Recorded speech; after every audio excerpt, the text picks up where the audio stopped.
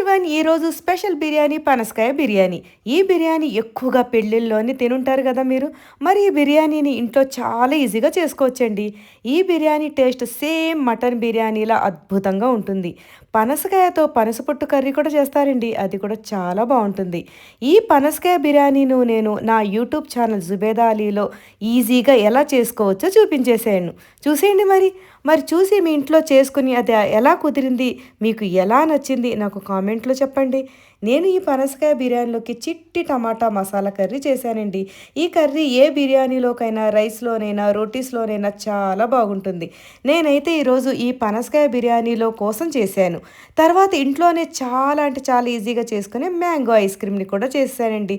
ఈ సమ్మర్‌లో పిల్లలకే కాదు పెద్దల కోసం కూడా హెల్తీ ఐస్ క్రీమ్‌ని ఇంట్లోనే చేసుకోవచ్చు. అది ఎలా చేయాలో నేను లింక్ ఇస్తున్నాను. చూసేయండి మరి. చూసి నాకు కామెంట్‌లో